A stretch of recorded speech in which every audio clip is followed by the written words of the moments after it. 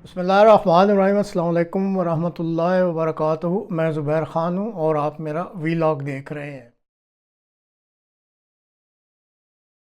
आप तो नहीं जानते, मैं एक मुल्क है इस्लामी मुल्क, मैं उसका नाम नहीं लेता। एक समय में मिर्जा कायदानी के एक पोते ने उसका दौरा किया था। पोते ने दौरा किया था और वो इस्लामी मुल्क, और दौरा भी सरकारी दौरा किया था। काफिर मुस्लिम रियासतों में, मुल्कों में तो जो मर्जी करता रहे, इस्लामी मुल्क और सरकारी हैसियत पर उसने दौरा किया, मिर्जा कायदानी के पोते ने। आप जानते हैं, पार्लियामेंट के कायदानी हो गया, इल्ला माशाअल्लाह।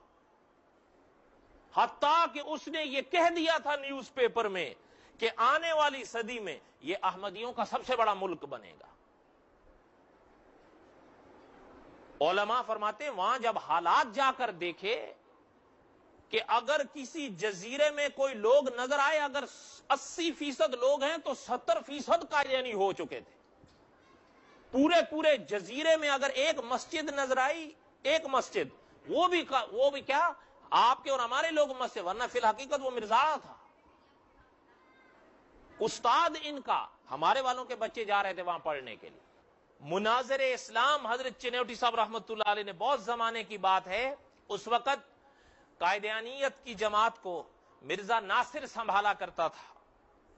उसने अपनी जिंदगी में एक ऐलान किया था कि हम 10 लाख मुतरजिम कुरान पाक के नुस्खे अमेरिका में तकसीम करेंगे, और उन्होंने किए। हजरत चिन्योटी साहब रहमतुल्लाह अलैह फरमाया करते थे, हम जिस होटल के कमरे में गए हैं, हमें वहां मुतरजिम कुरान पाक मिला है और इन्हीं का तर्जुमा मिला है।